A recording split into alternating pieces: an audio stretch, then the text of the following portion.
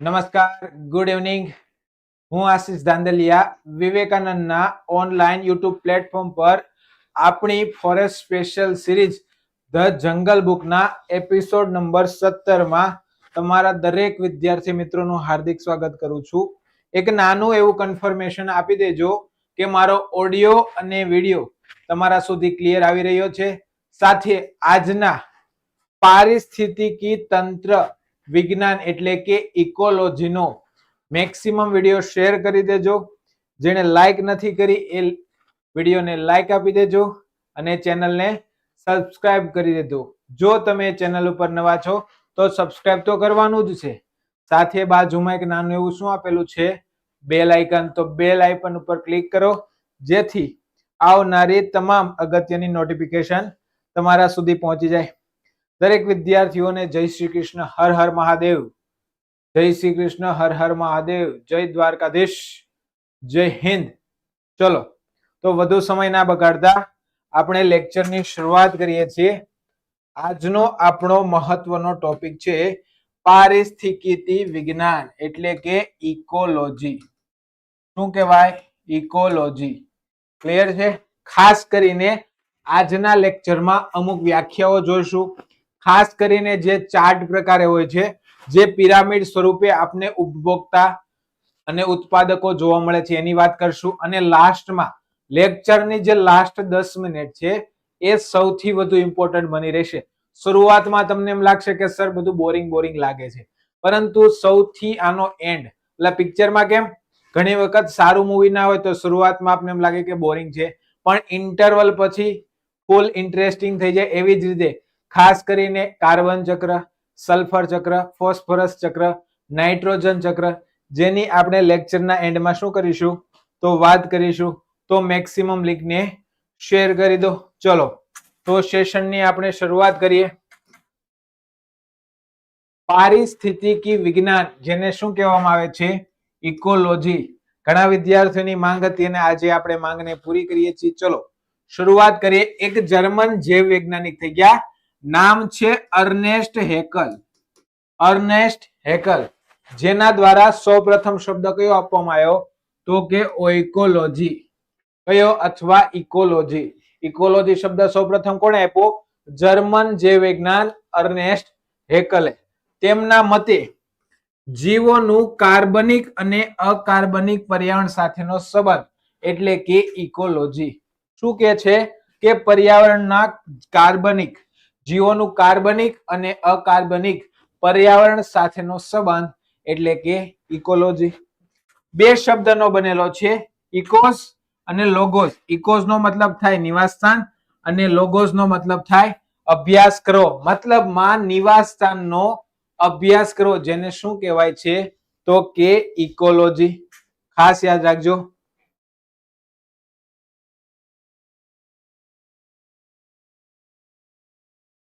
Okay, પાક્કું.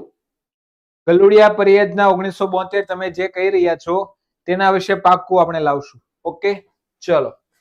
સૌ પ્રથમ ઇકોલોજીની વ્યાખ્યા તો કે ડેન્સ રીતે. જો અહીંયા શું કીધું? ઇકોલોજી શબ્દ પૂછાય તો જવાબ આવશે અર્નેસ્ટ હેકલ, પણ વ્યાખ્યા પૂછાય તો ડેન્સ રીતે. બંને શબ્દ અલગ છે, વૈજ્ઞાનિકો પણ અલગ છે, તો એ પ્રમાણે યાદ રાખીશું. જીવ અને તેના જૈવિક અજૈવિક પર્યાવરણ સાથેનો સીધો સંબંધ એટલે કહેવામાં આવે છે શું? ઇકોલોજી. મતલબમાં જૈવિક અને અજૈવિક ને પર્યાવરણ સાથે રિલેટેડ કરી દઈએ તો આપણે એને સીધી રીતે શું કહી દઈએ તો કે ઇકોલોજી. હવે ભારતમાં ખાસ કરીને ભારતીય ઇકોલોજીના પિતા તરીકે કોને ઓળખવામાં આવે તો રામદેવ મિશ્રા. રામદેવ મિશ્રાએ ભારતમાં ઇકોલોજીના શું અધ્યયનની શરૂઆત કરી. આથી જ રામદેવ મિશ્રાને આપણે શું કહીએ છીએ તો કે ઇકોલોજીના પિતા. ભારતીય ઇકોલોજીના પિતા તો કે રામદેવ મિશ્રા. હવે થોડી ઇકોસિસ્ટમ એટલે કે નિવસન તંત્ર વિશે બેઝિક માહિતી જોઈ લઈએ. સૌ પ્રથમ આગળ આપણે શું ઇકોલોજી જોયો. હવે નવો શબ્દ આવે છે શું? ઇકોસિસ્ટમ. તો આ શબ્દ કોણે આપ્યો હતો તો કે આર્થર સ્ટેનલી. ઇકોસિસ્ટમ શબ્દ આપનાર વ્યક્તિ હતા આર્થર સ્ટેનલી. ઓલો સ્ટેનલેસ સ્ટીલ વાળો સ્ટેનલી નહીં, પણ આર્થર સ્ટેનલી. જીવન સજીવો ધરાવતા સમુદાય અને ભૌતિક પર્યાવરણથી બનેલો શું છે?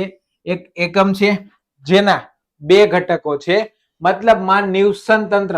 સામાન્ય રીતે તમે આ શબ્દ જોયો હશે ધોરણ 9, ધોરણ 10, 6, 7, 8 દરેક જે વિજ્ઞાનની બુકો છે એમાં શબ્દ જોવા મળે છે. કયો? નિવસન તંત્ર.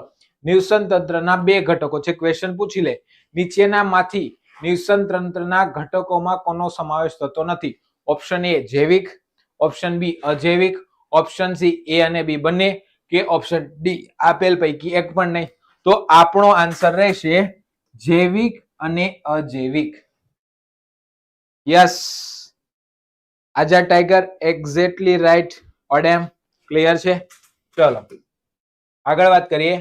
તો હવે જૈવિક ઘટકની વાત કરીએ.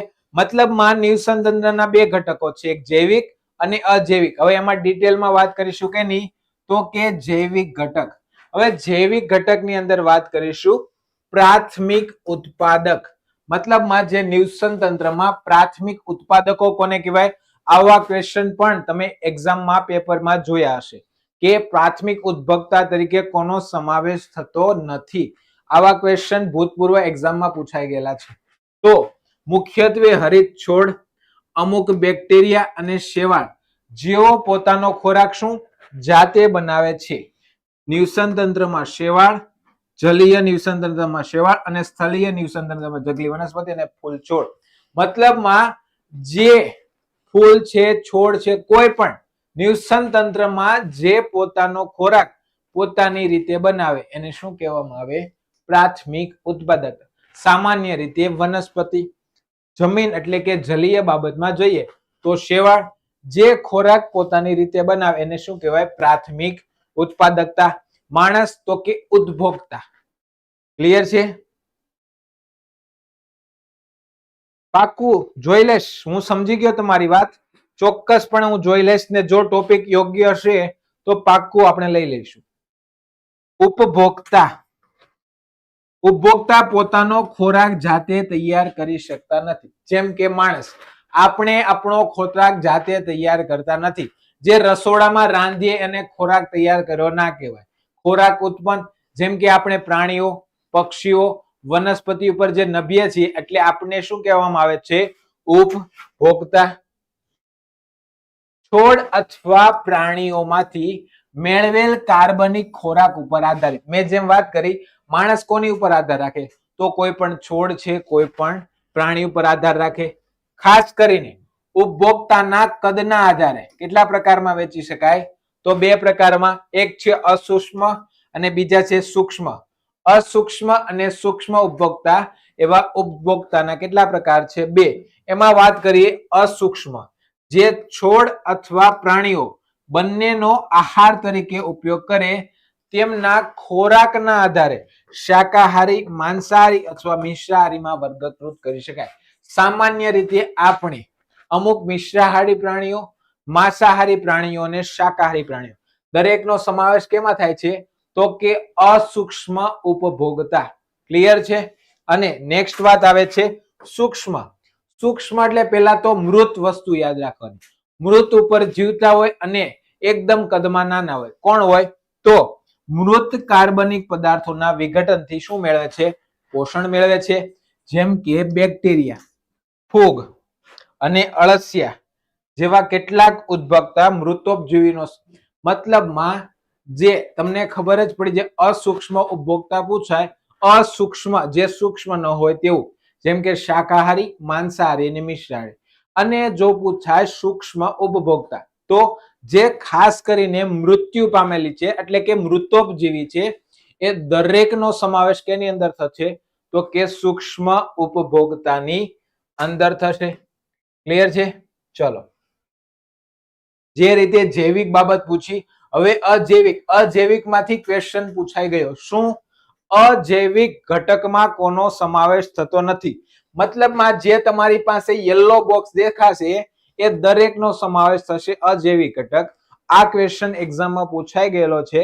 નીચેનામાંથી કયા ઘટકનો સમાવેશ અજૈવિક ઘટકોમાં થતો નથી. મતલબમાં અજૈવિક મતલબમાં જીવ ન હોય તેવું. ક્લિયર છે? ચલો જોઈએ. તો પેલા આવશે જમીન. જમીનમાં પણ ખાસ કરીને સૂક્ષ્મ જીવાણુ, ફૂગ અને નાના જંતુ શું છે? વિકસે છે. આ ડેટા ઇમ્પોર્ટન્ટ નથી, મતલબમાં ખાલી નોલેજ માટે છે. ખાસ વસ્તુ ધ્યાન આપીશું, પીળું બોક્સ. જે પીળા બોક્સમાં માહિતી છે એને રિલેટેડ ક્વેશ્ચન પૂછાશે. મેં કીધું એમ કયું છે અથવા કયું નથી. તો યાદ રાખશું અજૈવિક ઘટક તો કે જમીન. પાણીની વાત, તો પાણી પણ શું છે? અજૈવિક ઘટક. તમે કોઈ દી સાંભળ્યું કે પાણીમાં જીવ છે, પાણી હાથથી ચાલવા માંડ્યું છે? કોઈ પણ પ્રકારનો જીવ જોવા મળતો નથી.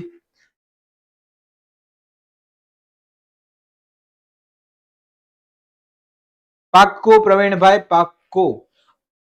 ચલો અત્યારે જ કહી દઉં, આવતીકાલે ટોપિક થોડો 2 મિનિટ સ્ટોપ કરીએ છીએ. આવતીકાલે 8:30 વાગે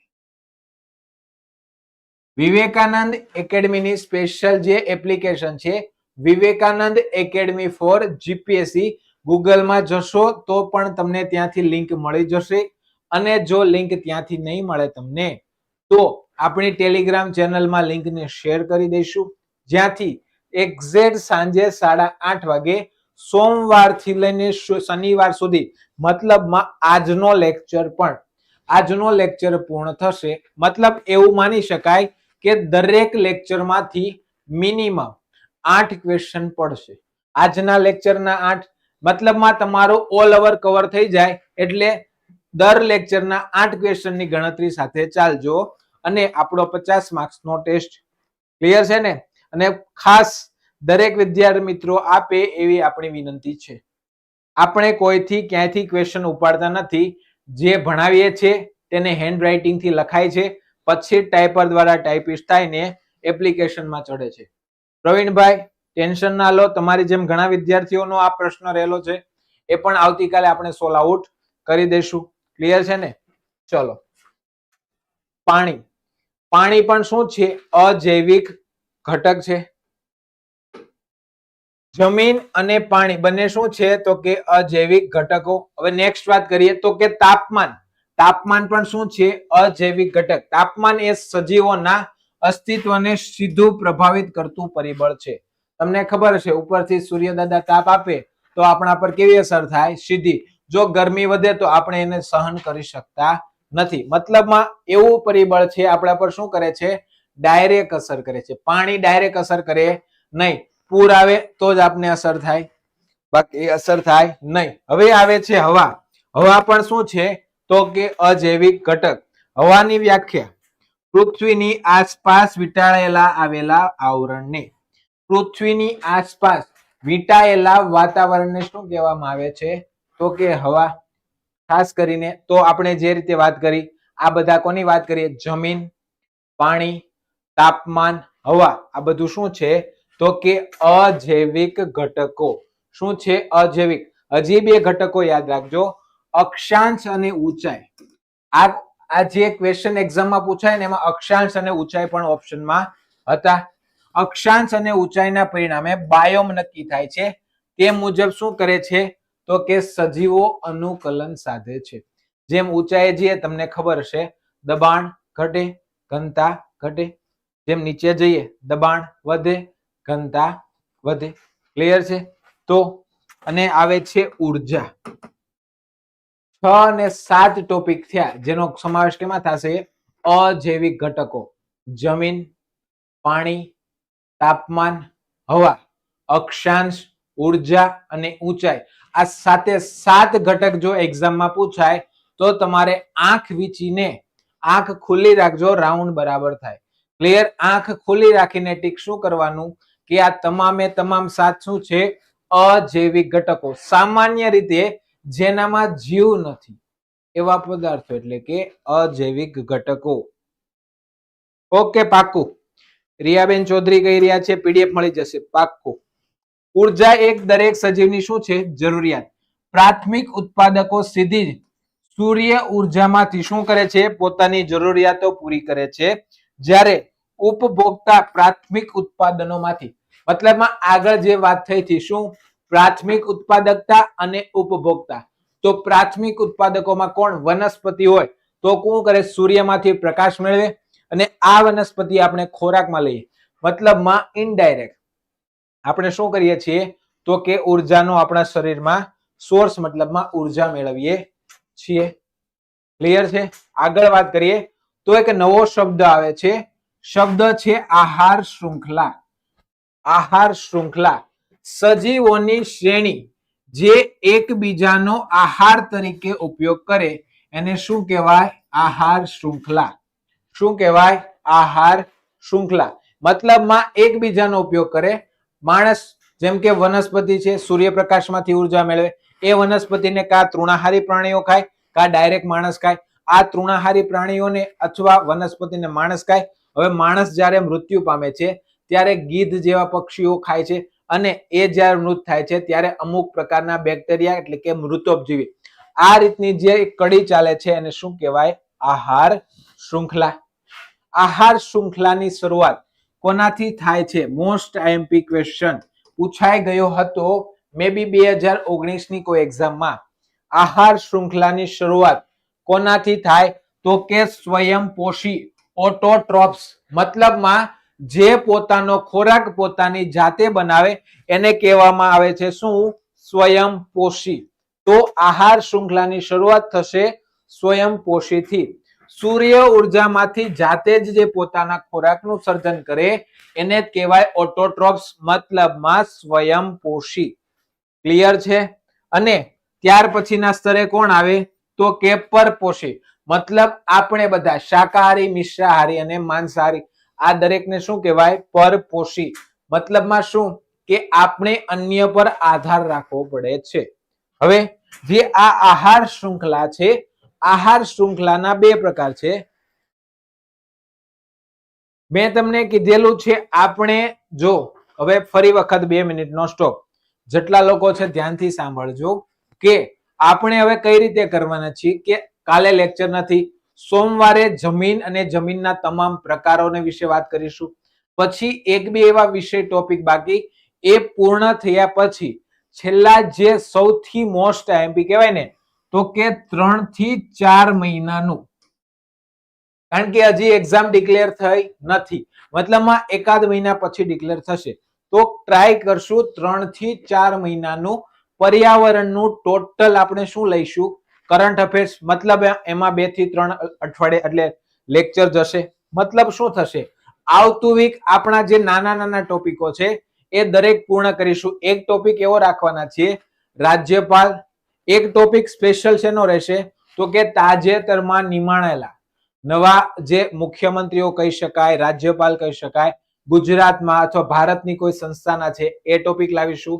સાથે સાથે કયા રાજ્યનું કયું રાજ્ય પક્ષી, રાજ્ય પ્રાણી, રાજ્ય વૃક્ષ આ વસ્તુનો એક ટોપિક લાવવાના છીએ. સાથે સાથે જેવું આપણા ફોરેસ્ટનું કરંટ પતી જશે, કરંટ પત્યા પછી મતલબમાં આ વીક નહીં અને એનું નેક્સ્ટ વીક એવી ટ્રાય કરીશું કે ગુજરાતના 33 જિલ્લા, શું 33 જિલ્લા ફૂલ ડિટેલમાં, એવું નહીં કે આયા 10 તાલુકા બોલ્યા, અમુક વિશેષતા બોલ્યા, પૂરું નહીં. સંપૂર્ણ ભલે આપણે એક લેક્ચરમાં 2 થી 3 તાલુકા ચાલે તો પણ 10 દિવસની અંદર ગુજરાતના તમામ તાલુકા શું કરીશું? કવર અપ કરાવીશું, જેથી તમારું શું કલ્ચર, હિસ્ટ્રી, જીઓગ્રાફિકલ, અમુક ઇકોનોમી બાબત અને અમુક પર્યાવરણને રિલેટેડ જેટલી બાબત છે બધી જ તમારી શું થઈ જાય? ક્લિયર. ઓકે ના? ચલો આટલી વસ્તુ ધ્યાન રાખજો. એટલે હવે પછી જો પૂરું થશે એટલે જે તમારી માંગ હતી એ ગુજરાતીનો લેક્ચર પણ રાખીશું અને શું રાખીશું? ગણિતનો લેક્ચર પણ રાખીશું.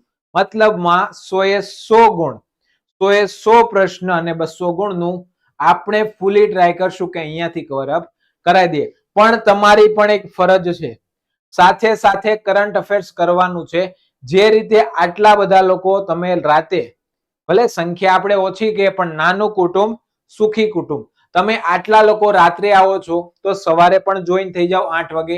જે કરંટ છે એવું નથી કે આલો ચલો ફોરેસ્ટ છે તો ફોરેસ્ટ, આવનારી દરેક એક્ઝામ માટે ખાસ કરીને ડીવાયએસઓ માટે તો ખૂબ ઇમ્પોર્ટન્ટ છે. તો સવારે 8 વાગે કરંટમાં પણ જોડાવાનું ચૂકશો નહીં. જો કોઈ એવો સંજોગ છે કે તમે 8 વાગે નથી આવી શકતા તો દિવસનો એવો કોઈ ટાઈમ કાઢો 1 કલાક કે તમે કરંટ અફેર્સ જોઈ શકો, જેથી તમારું એ કરંટ તૈયાર થશે, રાત્રે ફોરેસ્ટ નું તૈયાર થશે, મતલબમાં એક પરફેક્ટ તૈયારી પૂર્ણ થશે. ચલો ફરી વખત ટોપિક ઉપર આવી જઈએ. તો કે આહાર શૃંખલાના બે પ્રકાર, એક છે તૃણાહારી આહાર શૃંખલા અને બીજી છે મૃતોપજીવી આહાર શૃંખલા. તો વાત કરીએ પેલા તૃણાહારીની. તૃણાહારીની શરૂઆત થાય ઘાસ કે વનસ્પતિ. Most IMP. તૃણાહારી આહાર શૃંખલાની શરૂઆત કોનાથી થશે? તો યાદ રાખશું ઘાસ અને વનસ્પતિ. ગણિત હંમેશા છેલ્લે જ રખાય. શું ખબર કે જો ઈઝી પૂછાય તો ઈઝી આવડે, હાર્ડ પૂછાય તો પણ આવડે. કૃણાલભાઈ આવશે એવી મસ્ત મજાની ટ્રીકો આપશે ને, શોર્ટ રીતે આપશે અને બેઝિક રીતે આવશે, ઇઝીલી કવર અપ થઈ જશે. ઓકે છે ને? ચલો ફરી ટોપિક ઉપર. તૃણાહારી આહાર શૃંખલાની શરૂઆત ઘાસ કે વનસ્પતિ તરીકે ઉપયોગ કરવાથી શરૂ થાય છે. તેના પણ વિવિધ પ્રકાર છે. કોના? તૃણાહારીના. તો પેલું છે પરભક્ષી આહાર શૃંખલા. જો હવે તમારી ઉપર થોડાક ભારે શબ્દનો મારો શરૂ થશે તો કાન ખુલ્લા આંખ ખુલ્લી રાખજો. પેલો શબ્દ છે પરભક્ષી આહાર શૃંખલા. પરભક્ષીની શરૂઆત થાય છે હરિત વનસ્પતિથી અને પ્રાથમિક ઉપભોક્તાથી, જે તૃણાહારી પ્રાણીઓ હોય છે. મતલબમાં જે પરભક્ષી આહાર શૃંખલાની શરૂઆત કોનીથી થાય? તો કે જે હરિત વનસ્પતિ છે અને પ્રાથમિક ઉપભોક્તા. ઘાસ ઉગે છે તો ઘાસને ગાય પણ ખાય, હરણ પણ ખાય, તો એ થયા પ્રાથમિક ઉપભોક્તા એટલે કે તૃણાહારી પ્રાણીઓ. તો તેનાથી પણ શેની શરૂઆત થાય છે? તો કે પરભક્ષી આહાર શૃંખલા. અહીંયા તમને એક આહાર શૃંખલા બતાવેલી છે. તમે ઓલરેડી ધોરણ 10 પાસ છો, ધોરણ 10 માં આ વિષય ભણેલા છો. તૃણાહારી આહાર શૃંખલા દર્શાવેલી છે. ઘાસ છે, ઘાસ ઉપર કોણ નભે? કીટકો. કીટકોનો ખોરાક તરીકે ઉપયોગ કરે દેડકો. દેડકાનો ઉપયોગ કરે છે સાપ અને સાપનો ઉપયોગ કરે છે બાજ. આ ક્રમ એકવાર લાઈનમાં એક્ઝામમાં પૂછાઈ ગયો હતો. કઈ વાંધો નહીં, જે રીતે જોઈ શકો તમે જુઓ, તમારા માટે જ છે. ક્લિયર છે ને? ચલો ગ્રાસ, પછી આવે તીતીઘોડો, પછી દેડકો, પછી સાપ ને એનો શિકાર કોણ કરે? સમડી. તો આ આહાર શૃંખલા કઈ થઈ? તૃણાહારી આહાર શૃંખલા. હવે આગળ વાત કરીએ તો કે આ પ્રકારની આહાર શૃંખલામાં ઉત્તરોત્તર ઉપભોક્તાનું શું થાય છે? કદ વધે છે. તો યાદ રાખજો પરભક્ષી તૃણાહારી જે આહાર શૃંખલા છે, કેમ કદ વધ્યું જોયું? પેલા નાનું એવું ઘાસ હતું, પછી આવ્યું કીટક, કીટકને ખાય દેડકો, દેડકાને સાપ ખાય છે, સાપને સમડી ખાય. મતલબમાં શું થયું? ઉપભોક્તા નાનાથી થઈને મોટો મોટો થતો ગયો. આ પ્રકારની શૃંખલા ક્યાં જોવા મળે? તો આ પ્રકારની શૃંખલા જોવે તૃણાહારીમાં, કારણ કે માંસાહારીમાં ક્રમ ઉલટો થઈ જશે, તો ખાસ યાદ રાખજો. હવે જો બીજી સેમ ટુ સેમ આહાર શૃંખલામાં ઉત્તરોત્તર ઉપભોક્તાનું કદ વધે છે, ખાસ કરીને આવું ક્યાં જોવા મળે? જે રીતે આપણે આગળ જોયું સેમ મોસ્ટ આઈએમપી એવો પૂછાય, ઘાસવાળી વસ્તુ અલગ છે, ભલે ઉદાહરણ સેમ થયું પણ એવો ક્વેશ્ચન પૂછાય, નાનાથી શરૂઆત થાય અને મોટા સુધી ક્રમ આવે. આ રીતની આહાર શૃંખલા કેમાં જોવા મળે? તો જવાબ લખવો જલીય આહાર શૃંખલા. ભલે આપણે ક્રમ આગળ પણ જોયો, ઘાસમાં આહાર શૃંખલામાં પણ આવું થાય, પણ આન્સરની પેલી પ્રાયોરિટી કોને આપીશું આપણે? તો કે જલીય આહાર શૃંખલા. જો ફાઇટોપ્લાન્ક્ટન, જુલાયન, માછલી અને પેલિકન. એક આપણે પાણીમાં ફાઇટોપ્લાન્ક્ટન નામના જે બેક્ટેરિયા થાય છે એની ઉપર નભે છે જુલાયન નામના બીજા અન્ય થોડા મોટા બેક્ટેરિયા, જેનો માછલી શું કરે? ખોરાક. અને જે ચિત્રમાં જોઈ શકો છો એનું નામ છે પેલિકન. તો આ રીતે શૃંખલા શરૂ થાય છે. યસ દીપક સર. નોંધ, ફાઇટોપ્લાન્ક્ટન જે આપણે વાત થઈ, ફાઇટોપ્લાન્ક્ટન એ સમુદ્ર અને તાજા પાણીની જલીય પારિસ્થિતિકી તંત્રનો શું છે? પાયાનો ભાગ છે. તેનું ગ્રીક નામ છે ફાઇટોન પરથી લેવામાં આવ્યું, જેનો અર્થ શું થાય છે? છોડ. મતલબમાં આ ફાઇટોપ્લાન્ક્ટન જે મેં તમને બેક્ટેરિયા કીધા, જે વાસ્તવમાં બેક્ટેરિયા ના હોતા, શું છે? એક પ્રકારનો છોડ છે. આ છોડ ઉપર જુલાયન નામના બેક્ટેરિયા નભે છે. આ બેક્ટેરિયા એટલે કે માછલી, નાની નાની જીવાત છે, એનો માછલી ખોરાક તરીકે ઉપયોગ કરે અને માછલીનો તમને ખબર છે કોણ ઉપયોગ કરે? પેલિકન, જે શું છે સ્વયંપોષી. આ ફાઇટો પ્લાન્કટન ક્વેશ્ચન એક્ઝામમાં પૂછાય ગયો. ફ્લાઇકોપ્લાન્કટન એવો ક્વેશ્ચન હતો, નીચેનામાંથી કોણ સ્વયંપોષી છે? 4 એવા અટપટા ઓપ્શન આપેલા, તો જવાબ એમાં શું હતું? ફાઇટોપ્લાન્કટન. ક્લિયર છે? ચલો હવે બીજી આહાર શૃંખલા આવે છે પરોપજીવી આહાર શૃંખલા. પરભક્ષી જોઈ લીધી, બીજી કઈ આવી? તો કે પરોપજીવી, જેમાં ઉર્જાનું શું થાય? સ્થળાંતર થાય. પરજીવિતા પર આધારિત છે. કેમ? વનસ્પતિ ખાવ, વનસ્પતિ જે સૂર્ય દ્વારા ઉર્જા મેળવે એ તૃણાહારી પ્રાણી અથવા માણસ ખાય તો જે એની ઉર્જા છે કોનામાં આવશે? માનવીમાં. મતલબમાં શું થયું? ઉર્જાનું સ્થળાંતર થયું. આ વસ્તુ ક્યાં જોવા મળશે? તો કે પરોપજીવી આહાર શૃંખલામાં. વનસ્પતિ જંતુઓ તથા પ્રાણીઓ પર નિવાસ કરતા પરજીવી એક પ્રકારના શું છે? તો કે ઉપભોક્તા. સૌથી ટૂંકામાં ટૂંકી આહાર શૃંખલા કોની હોય? તો કે પરજીવી આહાર શૃંખલામાં. તેમાં પરજીવીના કદ શું થાય છે? તો ઘટતા જાય છે. આગળ જે આપણે જલીય આહાર શૃંખલા જોયું, નાનાથી મોટું મતલબમાં કદ વધે. અહીંયા શું જોવા મળ્યું? કદ ઘટ્યું. મેં હમણાં જ વાત કરી હતી. તો કે વનસ્પતિના મૂળ, પછી અળસિયા અને જીવાણુ. લો અહીંયા પૂર્ણ થઈ જાય છે સંપૂર્ણ આહાર શૃંખલા. તો યાદ રાખજો, સૌથી નાની આહાર શૃંખલા કોની હોય? તો કે પરોપજીવી આહાર શૃંખલા. સૌથી મોટી કોની હોય? તો કે ખાસ કરીને કયા? સ્વયંપોષી આહાર શૃંખલા, એટલે કે તૃણાહારી પ્રાણીઓની આહાર શૃંખલા.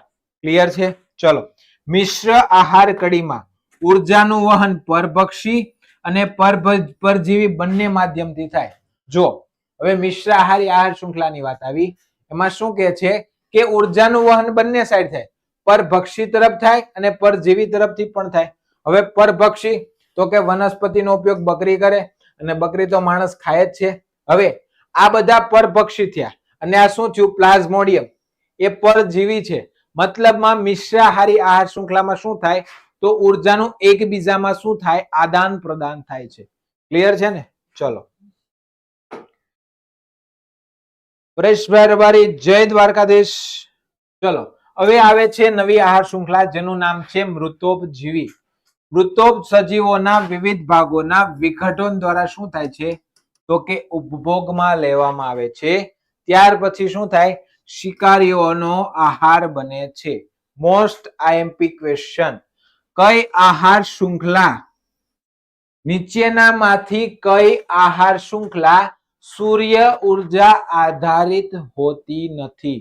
નીચેનામાંથી કઈ શૃંખલા સૂર્ય ઉર્જા આધારિત નથી? તો આન્સર આવશે મૃતોપજીવી. સૂર્ય ઉર્જા પર વધુ નિર્ભર હોતી નથી. શું નથી? જોઈએ, મૃત વનસ્પતિ છે જેનો જમીનમાં સડેલા સૂક્ષ્મ જીવાત ખોરાક કરે અને એનું કોણ ખાય છે? ગરોળી. તો આ પ્રકારની આહાર શૃંખલા કેમાં જોઈ શકાય? મૃતોપજીવી આહાર શૃંખલા. મોસ્ટ આઈએમપી વિધાન તો આપણા માટે આ છે, સૂર્ય ઉર્જા પર આધારિત હોતા નથી. હવે એક નવો શબ્દ આવ્યો. આપણે નિવસન તંત્ર જોયું, પહેલા ઇકોલોજી જોયું, પછી નિવસન તંત્ર એટલે ઇકોસિસ્ટમ, પછી આહાર શૃંખલા, અને હવે નવો નામ આવે છે આહાર ઝાડ. શું છે આહાર ઝાડ? તો કે આહાર કડી એ પરિસર તંત્રના દ્વારા આહાર અને ઉર્જા પ્રવાહના માત્ર એક ભાગને રજૂ કરે છે, પરંતુ પારિસ્થિતિકી તંત્રમાં એટલે કે ઇકોસિસ્ટમમાં ઘણી આહાર શૃંખલા વચ્ચે આંતર સંબંધ જોવા મળે, જેને કહેવાય આહાર ઝાડ. શોર્ટમાં કહીએ તો ઘણી બધી આહાર શૃંખલા ભેગી કરો, આ બંને વચ્ચે જે આંતર સંબંધ રહે, આ આંતર સંબંધનું જાળવું અથવા જે સંબંધ છે એને જ કહેવાય છે શું? આહાર ઝાડ. માની લો ઝાડ એટલે શું? એકબીજામાં ગૂંથાયેલું. એવી જ રીતે ઘણી બધી આહાર શૃંખલા એકબીજા સાથે શું થાય? જોઈન થઈ જાય, એને જ કહેવામાં આવે છે શું? તો કે આહાર ઝાડ. કારણ કે શબ્દો અટપટા લાગશે, સિમ્પલ આટલું જ સમજવાનું. ઘણી બધી આહાર શૃંખલા હોય જેને એકબીજા સાથે શું હોય? આંતર સંબંધ. આ આંતર સંબંધ એટલે જ શું કહેવાય? આહાર ઝાડ. ક્લિયર છે? ચલો, આહાર ઝાડ સજીવોના ખોરાકનો એક કરતા વધુ વિકલ્પ પ્રદાન કરે છે. શું કરે છે? એક કરતા વધુ વિકલ્પ પ્રદાન કરે. કેમ આવું કીધું? તો કે ઘણા બધા સોર્સ થઈ જાય. હવે 3-4 પ્રકારની આહાર શૃંખલા ભેગી થઈ જાય તો ખાવાના સ્ત્રોત પણ શું થશે? વધી જશે. આથી જ કહેવાય કે એક કરતા વધુ વિકલ્પ પ્રદાન કરે છે. પારિસ્થિતિકી તંત્રનું વાસ્તવિક નિરૂપણ કોણ કરે છે? તો કે આહાર જાળ. જૈવ વિવિધતા વધવાની સાથે આહાર જાળની શું વધે છે? જટિલતા વધે છે. એ તો ઓબ્વિયસલી જ વાત છે. જેમ જૈવ વિવિધતા વધે આહાર જાળ વધે. કેમ? આહાર શૃંખલા વધે, આંતર સંબંધો વધે, આંતર સંબંધો વધે એટલે શું થાય? આંતર જાળની જટિલતા પણ વધી જાય. ચલો નેક્સ્ટ જોઈએ. હવે જે આપણા પિરામિડ છે, પિરામિડમાંથી કેવા ક્વેશ્ચન પૂછાઈ ગયા એનો પણ હું તમને હમણાં રિકોલ કરાવું. તો હવે નવું નામ આવે છે પારિસ્થિતિકી પિરામિડ. મતલબમાં ઇકોલોજી પિરામિડની વાત છે. ઇજિપ્તના પિરામિડ છે એ રીતની જ શૃંખલા છે, પરંતુ અહીંયા થોડું ડિફરન્ટ છે. ચલો, પોષણ સ્તરના પગલાઓની ચિત્રાત્મક રજૂઆતને શું કહેવાય? પારિસ્થિતિકી પિરામિડ. મતલબમાં કોઈ પણ એક પ્રકારની શૃંખલા છે, જેમ કે આપણે જોઈએ તો કે વનસ્પતિનો ઉપયોગ કરે હરણ, હરણનો યુઝ કરે છે આપણે માણસ ઉપર કોઈ પણ. તો આ રીતનો જે ચિત્ર દોરવામાં આવે, આ ચિત્રાત્મક રજૂઆતને શું કહે છે? તો કે પારિસ્થિતિકી પિરામિડ. તેનો આધાર કોણ છે? તો કે પ્રાથમિક ઉત્પાદક. આપણે અહીંયા લખેલું જ છે વનસ્પતિ. વનસ્પતિ શું છે? સ્વયંપોષી. સ્વયંપોષી શું હોય? તો કે પ્રાથમિક ઉત્પાદક. તો મતલબમાં કોઈ પણ પિરામિડનો બેઝ શું બને? પ્રાથમિક ઉત્પાદકો. મોસ્ટ આઈએમપી વિધાન છે, યાદ રાખજો. અને ટોર્ચના શીર્ષે કોણ હોય? ઉપભોગતા. મતલબમાં જે છેલ્લો વધે, અહીંયા માણસ હોય. જો માણસ શું છો? ઉપભોગતા. મતલબમાં સૌથી છેલ્લા પગથિયે કોણ હોય? તો કે પ્રાથમિક ઉપભોક્તા. મતલબમાં જે સ્વયંપોષી છે. સૌથી ઉપર કોણ વધે? તો કે જે ઉપભોક્તા છે, જે સ્ટેપ બાય સ્ટેપ કડીમાંથી પસાર થાય. સૌથી ઉપર કોણ હોય છે? તો કે ઉપભોક્તા. ક્લિયર છે ને? નમસ્તે વિપુલભાઈ. ચલો, હવે પારિસ્થિતિકી પિરામિડના 3 પ્રકાર છે. આવો પણ ક્વેશ્ચન પૂછી લે કે પારિસ્થિતિકી તંત્રના કેટલા પિરામિડ છે? તો કે 3. એકનું નામ છે સાંખ્યિક, બીજાનું છે જૈવભાર અને ત્રીજાનું છે ઉર્જા. હવે આ 3 પિરામિડની બેઝિક અને ડિટેલમાં માહિતી જોઈએ કે આમાંથી અત્યાર સુધી કયા પ્રકારના ક્વેશ્ચન પૂછાણા અને હજી પણ સંભાવના છે. ચલો, ક્લિયર છે? પૂછી લો. તમને જે ક્વેશ્ચન થાય પૂછી લો. યોગ્ય લાગશે તો સરખો અને મસ્ત આન્સર આપીશું, અને એમ લાગશે કે હું આપી શકતો નથી તો એ બદલ અત્યારથી જ માફી માંગી લો. ચલો, પેલો પિરામિડ છે સાંખ્યિક પિરામિડ. જે પ્રાથમિક ઉત્પાદકો વિવિધ સ્તરના ઉપભોક્તાઓની સંખ્યા વચ્ચેનો શું દર્શાવે છે? તો કે સંબંધ દર્શાવે છે. પ્રાથમિક ઉત્પાદકો અને વિવિધ સ્તરના શું છે? તો કે ઉપભોક્તાઓ. એક નીચેનો બેઝ અને બાકીના અલગ અલગ ઉપભોક્તાનો જે સ્તર બતાવે એને કહેવામાં આવે સાંખ્યિક પિરામિડ. આ પિરામિડ સીધા, જો આ યાદ રાખજો, ઊંધા અથવા અવ્યવસ્થિત આકારના હોઈ શકે છે. નીચેનામાંથી કયા પિરામિડ સીધા, ઊંધા અથવા અનિયમિત આકારના હોઈ શકે? તો આન્સર હોવો જોઈએ સાંખ્યિક પિરામિડ. આવા પણ ક્વેશ્ચનો પૂછાઈ ગયેલા છે. ભલે આપણી એક્ઝામમાં હજી આવો ક્વેશ્ચન નથી. આપણી એક્ઝામમાં કયો ક્વેશ્ચન આવ્યો એ હું તમને કહીશ. ભલે આપણે ફોરેસ્ટમાં નથી આવ્યો, પણ ફોરેસ્ટને લગતી જે આરએફઓ એસીએફ છે એમાં ક્વેશ્ચન આવ્યો. આ ક્વેશ્ચન ધોરણ 10 ની અંદર પૂછાઈ ગયો. ધોરણ 10 ની જે એક્ઝામ છે એમાં પૂછાઈ ગયેલો છે. માંસાહારી છે એટલે વિપુલભાઈ, જે તમારો આન્સર છે ને એ હું તમને આપી દઉં. પેલા આપણે ટોપિક પૂરો કરી લઈએ. લાસ્ટમાં મને ખાલી એક રિકોલ કરાવી દેજો, સર મેં આવો કોઈ ક્વેશ્ચન પૂછેલો. ઓકે, આન્સર હું ચોક્કસથી આપીશ તમને. ખાસ સીધા હોઈ શકે, ઊંધા હોઈ શકે અને અવ્યવસ્થિત આકારના પિરામિડ સાંખ્યિક પિરામિડ હોઈ શકે. અહીંયા એક તમને શું બતાવેલું છે? પિરામિડ. કોનું બતાવેલું છે? તો કે ઘાસના મેદાનનું શું બતાવેલું છે?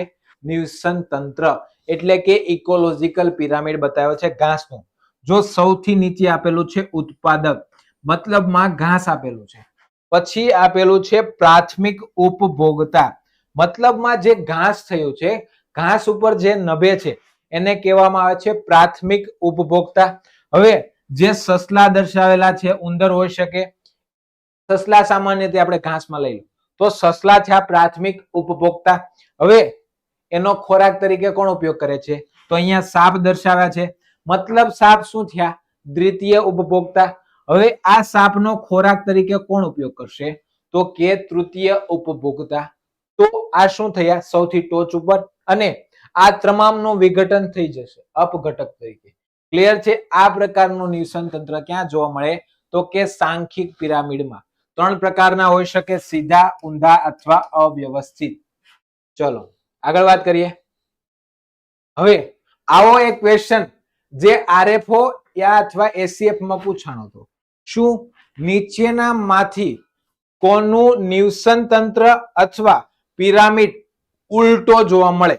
તો સિમ્પલ આન્સર, જંગલનું નિવસન તંત્ર.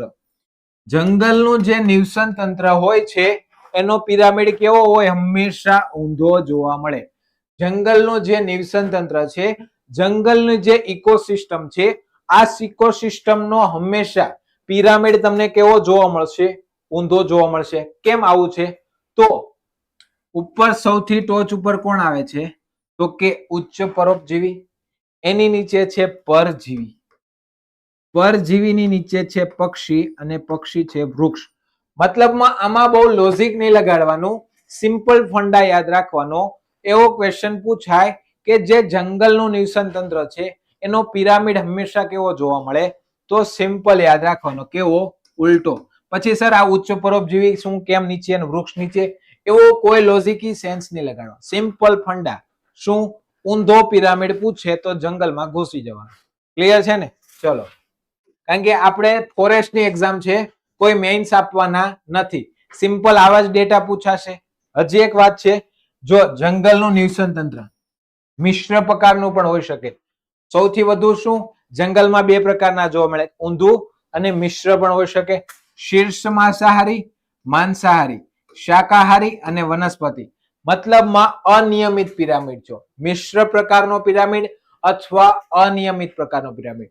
તો આપણે 3 પિરામિડ જોયા, સીધો પિરામિડ જોયો, ઊંધો પિરામિડ જોયો અને અનિયમિત અથવા મિશ્ર પિરામિડ જોયો.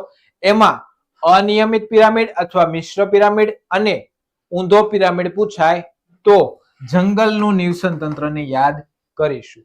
ક્લિયર છે ને? કોઈ ડાઉટ તો નથી રહેતો ને? સમજાય તો છે ને જે હું બોલું છું એ તમને? ચલો કોમેન્ટમાં યસ યા નો આપી દેજો. આગળ વાત કરીએ તો હવે નવું પિરામિડ આવે છે, સાંખ્યિક પિરામિડ અહીંયા આપણે પૂરું કરીએ છીએ. નવું પિરામિડ આવે છે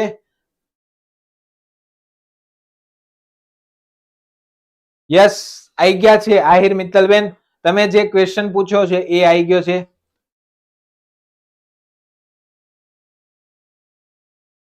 જેવભાર પિરામિડ જે તમે મિત્તલબેન ક્વેશ્ચન કરી રહ્યા છો એ હવે તમારો આવી ગયો છે. ખાસ દરેક પોષણ સ્તરે શું હોય? સજીવોનું કુલ શુષ્ક વજન એટલે શું કે જેવભાર દર્શાવે છે. જેવભાર શેમાં દર્શાવાય? તો કે ગ્રામ એમ સ્ક્વેર. જી ના છેદમાં એમ સ્ક્વેર દ્વારા શું દર્શાવાય છે? તો કે જેવભાર દર્શાવવામાં આવે છે. જેવભારનો પિરામિડ 2 પ્રકારનો હોય, જે તમે મિત્તલબેન કોમેન્ટ કરી.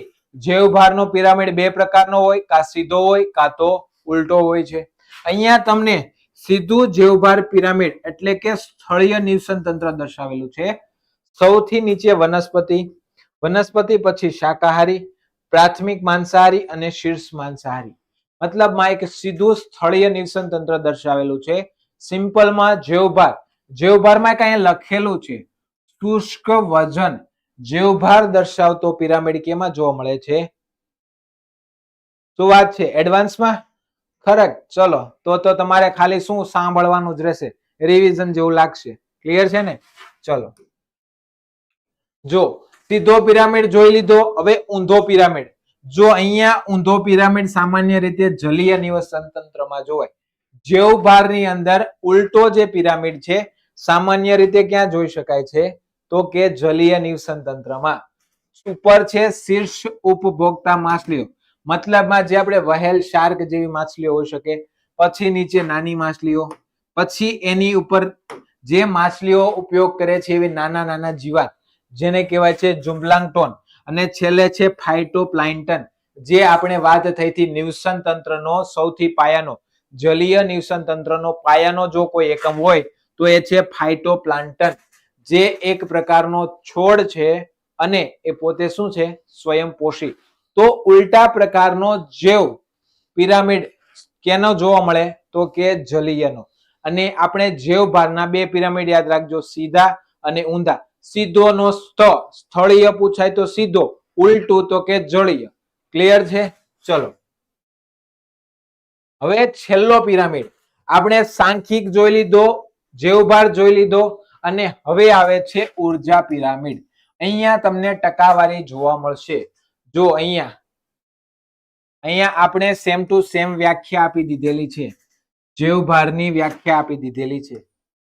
વિદ્યાર્થી મિત્રો એક ટાઈપરથી નાની એવી શું થઈ ગઈ છે તો કે મિસ્ટેક થઈ ગયેલી છે, કે જેવભારની જ વ્યાખ્યા આપી દીધી છે ઉર્જાના પિરામિડમાં. સામાન્ય રીતે એક વસ્તુ યાદ રાખજો, ઉર્જાના પિરામિડમાં શું હોય, બધામાં જે રીતના આપણે કોષ્ટક દર્શાવીએ, અહીંયા તમને સામાન્ય રીતે શું જોવા મળે છે ટકાવારી. તો આ શબ્દ યાદ રાખજો, ખાસ કરીને તમે જ્યારે નિવસન તંત્રમાં પ્રાથમિક ઉપભોક્તાથી લઈને શીર્ષ સુધીના જે ઉપભોક્તા છે, મતલબમાં પ્રાથમિક ઉત્પાદકતાથી લઈને ઉપભોક્તા સુધી જે ટકાવારીમાં વિભાજિત હોય ને એ સામાન્ય રીતે કહેવાય ઉર્જા પિરામિડ.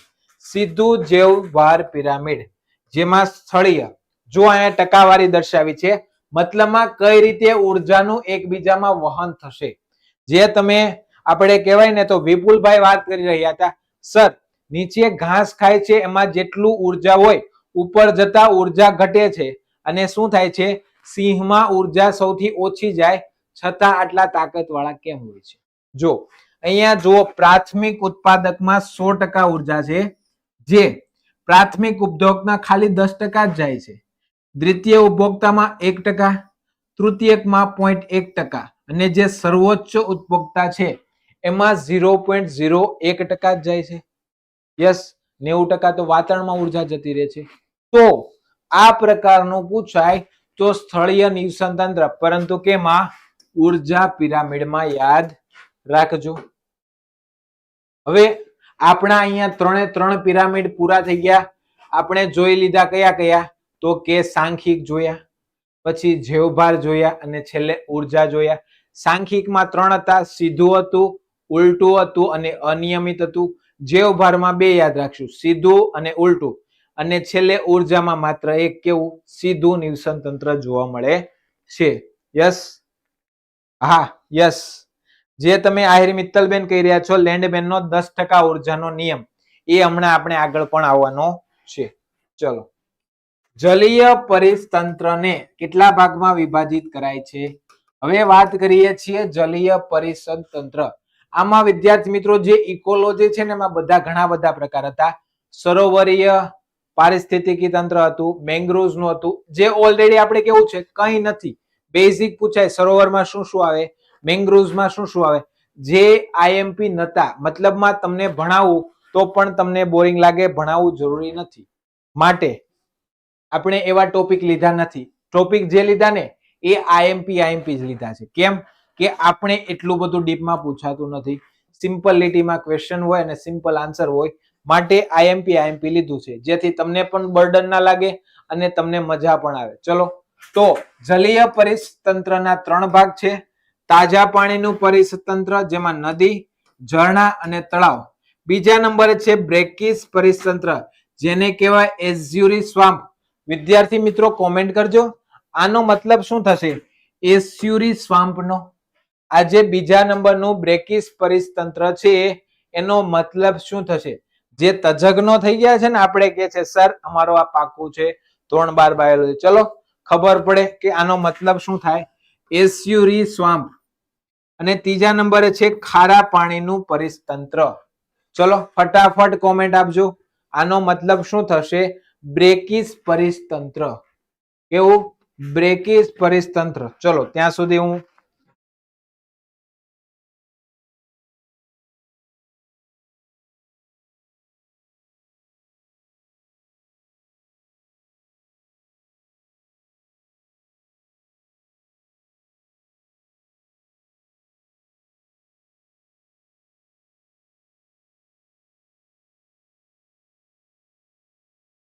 ચલો તમારો આન્સર આવતો નથી.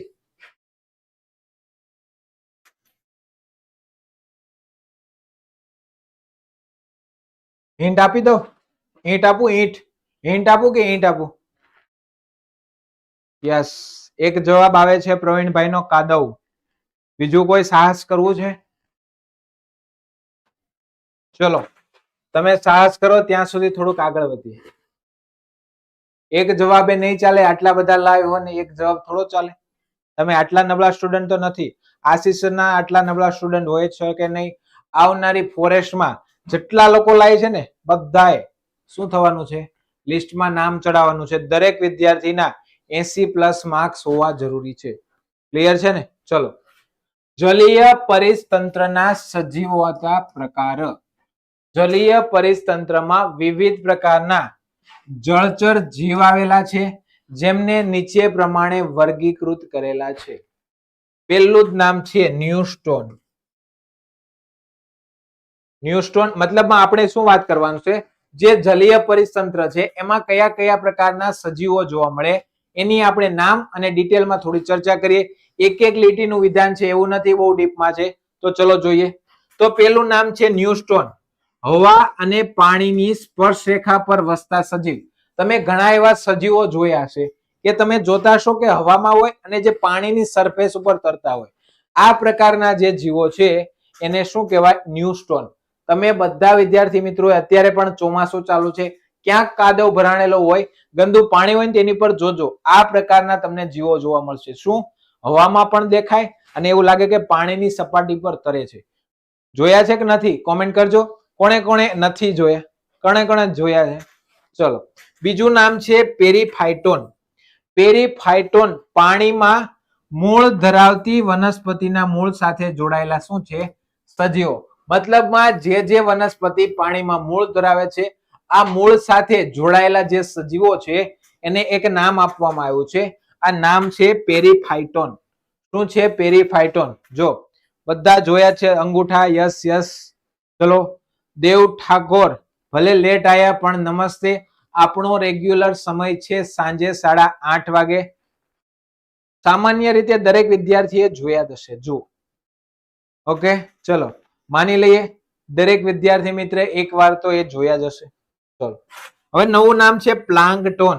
જે મર્યાદિત શું કરે? હલનચલન કરવાની ક્ષમતા ધરાવતા હોવાથી સામાન્ય રીતે જે પાણીનું સ્તર હોય છે પાણીના ઉપલા સ્તરમાં જોવા મળે છે. ચલો, યસ, નેક્ટોન સમુદાય. આગળ વાત કરીએ તો નેક્ટોન સમુદાય, જે ઠાકોર દેવભાઈ ઠાકોર કોમેન્ટ કરી રહ્યા છે, જલીય નિવસન તંત્રના સૌથી સારામાં સારા તરવૈયા. તેમાં નાના જીવજંતુથી લઈને શું બ્લુ વ્હેલનો સમાવેશ થાય. મતલબમાં જે પાણીમાં સૌથી સારામાં સારું તરી શકે એને શું કહી શકાય? તો એને કહેવાય છે નેક્ટોન સમુદાય. શું કહેવાય છે? નેક્ટોન સમુદાય. ખાસ યાદ રાખજો. હવે નવું એક નામ આવે છે બેથોન. શું નામ આવે છે? બેથોન. બેથોન મતલબ પાણીના તળિયે. માની લો કે આ એક સમુદ્ર છે, સૌથી ઉપરની વાત થઈ ગઈ, સૌથી સારા તરવૈયા, પણ જે સૌથી નીચેનો ભાગ છે અહીંયા જે જોવા મળે એને કહેવામાં આવે છે બેથોન.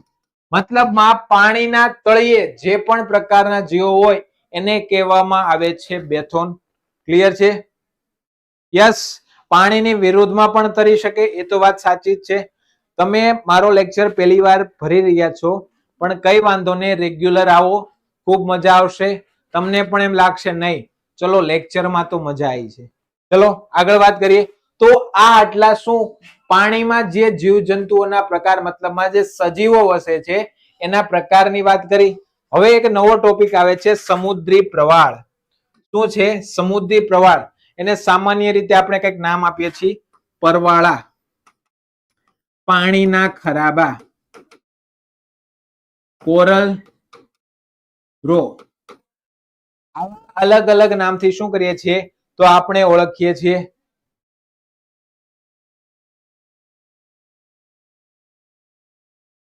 સર આ તમે ભણાવો તે પૈસા દેતા પણ ન ભણાવે અને આ કોર્સ નહીં લઈ શકતા, ખાલી જીસીઆરટી. એટલે જ આપણે આયોજન એટલે જ કર્યું. પૈસા તો દરેક દુનિયા કમાતી જ હોય છે, કોઈ વખત વિદ્યાર્થીનું હિત પણ.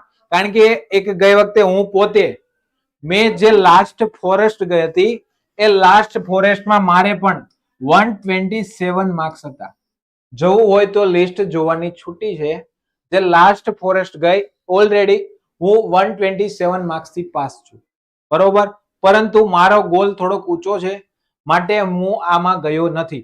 અને થોડો શોલ્ડર ઇન્જરીના લીધે એ ટાઈમે થયેલી, એના લીધે હું રનિંગમાં જે રનિંગ પાસ થઈ ગયો હતો, પણ જે રસ્સો ચડવાનો હતો એ મારી એ ટાઈમની શોલ્ડર ઇન્જરીને લીધે શક્ય બન્યું નહોતું. પરંતુ મારી ઈચ્છા એવી છે કે જે વિદ્યાર્થીઓ મારા જેવા છે, મતલબમાં ઓલરેડી ફોરેસ્ટ બનવા માંગે છે, ઇન્સ્પાયર્ડ છે, બીટગાર્ડ બનવું છે, આરએફઓ બનવું છે, એસીએફ, એના માટે જ્ઞાન આપવું જરૂરી છે. ભલે અમારે અહીંયા ખર્ચો થાય પણ તમારા માટે ફ્રી હોવું જોઈએ. ટ્રાય એવી જ કરીશું કે તમને બધું આપી શકીએ. ગેરંટી ના આપી શકીએ કે જે કરાવીએ એમાંથી પૂછાય, પણ આશ્વાસન આપીએ હા કરાવીએ 100% પરફેક્ટ કરાવીએ, ક્યાંક ને ક્યાંક તમને કામ આવશે. કારણ કે કોઈ 100% નો સિક્કો લાગેલો નથી કે અહીંયા જે ડિસ્પ્લેમાં છે કાલે તમારા પેપરમાં હોઈ શકે. આ દાવો એ શું કહેવાય? અગત્યના વાયદા. તમે ગુજરાતીમાં આવું કંઈક ભણતા હશો, અગત્યના વાયદા. ક્લિયર છે ને? Thank you Thakor જોશનાબેન. ચલો આગળ વાત કરીએ તો પરવાળાના ખડકો એટલે કે સમુદ્રી પ્રવાળ એ કેલ્શિયમ કાર્બોનેટ ના બનેલા હોય. ક્વેશ્ચન પૂછાઈ ગયેલો છે ક્લાસ 3 માં. પરવાળા શેના બનેલા હોય છે? તો કે કેલ્શિયમ કાર્બોનેટ ના બનેલા હોય, જે કોરલ પોલિપ્સી જોડાવાથી બને છે. કોરલ પોલિપ્સ જોડાવાથી શું બને છે? તો કે પરવાળા. કોરલ વસાહતોના નિર્માણમાં ખૂબ જ લાંબો સમય લાગે છે, ખૂબ જ લાંબો સમય લાગે છે. છીછરા ઉષ્ણકટિબંધીય વિસ્તારોમાં સૌથી વધુ જોવા મળે છે. ક્યાં જોવા મળે? તો કે ઉષ્ણકટિબંધીય વિસ્તારો. ખાસ કરીને તમને ખબર હશે તો ભારતમાં સામાન્ય રીતે ક્યાં જોવા મળે? તો કે જે આપણો પિરોટન ટાપુ છે ત્યાં તમને પરવાળા જોઈ શકો છો. આપણે જે મન્નારની ખાડી છે, બંગાળાનો અમુક પ્રદેશ છે જ્યાં સામાન્ય રીતે શું જોઈ શકાય છે? કોરલ રીફ અથવા શું કહેવાય એને? પરવાળા જોઈ શકાય.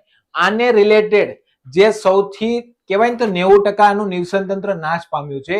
આના રિલેટેડ જીપીએસસી એક વખત મેન્સમાં કઈક ક્વેશ્ચન પૂછેલો છે. ચલો, સૌથી વધુ ઉત્પાદક અને જટિલ સમુદ્રી પરિતંત્ર જો કોઈનું હોય તો એ કોનું છે? તો કે પરવાળાનું. ક્લિયર છે?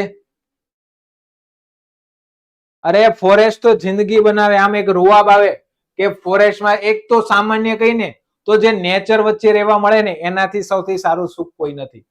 શું? જે તમે પ્રકૃતિની આસપાસ જાઓ, પ્રકૃતિને તમે નજીકથી જાણો. આપણે જે આગળ ઔષધીય વનો જોયા, તમે જ્યારે ખુદ જંગલમાં જશો તમારા હાથથી જોશો, સર આ ટીમરું છે, સર આ ખેર છે, આમાંથી કાથો બને, આ વસ્તુ તમે ત્યાં લાઈવ જોશો. સર આ મહુડો છે, આદિવાસીઓને પૂજતા, સર આમાંથી દેશી દારૂ બને છે, તમારે નથી બનાવવાનો પણ દેશી દારૂ મહુડામાંથી બને છે. આવી બધી બાબતો જ્યારે તમે જશો ફોરેસ્ટમાં, તમારા શરીર ઉપર એક ખાખી હશે, ભલે કોન્સ્ટેબલ ખાખી ના હોય પરંતુ જે બીટ ગાર્ડની ખાખી છે ને એ ખાખી કહેવાય. આમ આપણો હાવ જ આલો જાતો હોય અને આપણે જીપ્સીમાં જ્યારે ફરજ બજાવતા હોય ને ત્યારે આપણો રૂઆબ જ અલગ જોવા મળે છે. બરાબર છે ને? ચલો, યસ દેવ ઠાકોર, પરવાળાને ખરાબ પાણી કહેવાય. ચલો, ઇકોસિસ્ટમની ઉત્પાદકતા કોને કહેવાય? સ્વયં પોષિત ઉત્પાદકો દ્વારા એકમ ક્ષેત્રફળ અને પ્રતિ એકમ સમયમાં જમા થયેલી કુલ ઉર્જા. એકમ ક્ષેત્રફળ અને પ્રતિ એકમ સમયમાં જમા થયેલી કુલ ઉર્જાને શું કહેવામાં આવે છે? તો કે ઇકોસિસ્ટમની ઉર્જા, જેને GM સ્ક્વેર. જો સૂત્ર યાદ રાખજો, GM એટલે કહેવાય M સ્ક્વેર માં શું માપવામાં આવે છે? તો કે ઇકોસિસ્ટમની ઉત્પાદકતા. હવે ચોખ્ખી ઉત્પાદકતા કોને કહેવાય? તો કે શુદ્ધ પ્રાથમિક ઉત્પાદકતા અને શ્વસનથી નાશ પામતી ઉર્જા. મતલબમાં જે શુદ્ધ રીતે પ્રાથમિક ઉત્પાદકતા જે ઉર્જા ઉત્પન્ન થાય છે અને શ્વસન લેવાથી જે ઉર્જા નાશ પામે છે, આ વચ્ચેનો જે બાદબાકી થાય છે એને કહેવામાં શું આવે છે? ચોખ્ખી ઉત્પાદકતા. ક્વેશ્ચન પૂછાય, વિશ્વની સરેરાશ ચોખ્ખી ઉત્પાદકતા કેટલી છે? તો 320. કેટલી છે? તો કે 320 ગ્રામ મીટર સ્ક્વેર. આ યાદ રાખજો, વિશ્વની કુલ ચોખ્ખી ઉત્પાદકતા. યસ, વિશ્વની ચોખ્ખી ઉત્પાદકતા કેટલી છે? 320. યાદ રાખજો. સૌથી વધુ ઉત્પાદકતા ક્યાં જોવા મળે? ઉષ્ણકટિબંધીય વર્ષાવન અને દલદલીય ક્ષેત્રમાં. કેટલી? 2000 જેટલી. કેટલી? પ્રતિ વર્ષ 2000 જેટલી ચોખ્ખી ઉત્પાદકતા ક્યાં જોવા મળે? દલદલીય ક્ષેત્ર અને ઉષ્ણકટિબંધીય વન વિસ્તારમાં. ઓકે, ચલો, ક્લિયર છે ને? યસ. ઘણી વખત આ વસ્તુ કન્ફ્યુઝન થતી હોય છે જીપીએસસી માં, પણ થોડી વસ્તુ નેગ્લેક્ટ કરી લેવાની. ક્લિયર છે ને? ચલો આગળ વાત કરીએ. ઇકોટોન, એક નવો શબ્દ આવે છે, ઇકોટોન. શું છે ઇકોટોન? તો કે બે ઇકોલોજીનો સંગમ. મતલબમાં બે નિવસન તંત્ર ભેગા થઈ જાય, બે ઇકોલોજી ભેગા થઈ જાય, એને શું કહેવામાં આવે છે? ઇકોટોન. ઇકોટોનમાં ઇકોલોજી કરતા વધુ વસ્તી હોય તેને કહેવાય એજ ઇફેક્ટ. શબ્દ યાદ રાખજો, એજ ઇફેક્ટ કોને કહેવામાં આવે છે? જ્યારે ઇકોલોજી કરતા વસ્તી વધી જાય, ઇકોટોનમાં ઇકોલોજી કરતા શું વધી જાય? વસ્તી વધી જાય, એને જ કહેવામાં આવે છે એજ ઇફેક્ટ. સામાન્ય રીતે યાદ રાખજો, ઇકોટોન એટલે શું? કે ઇકોલોજીનો સંગમ. ઇકોલોજીનો સંગમ બંધન એને કહેવામાં આવે છે ઇકોટોન.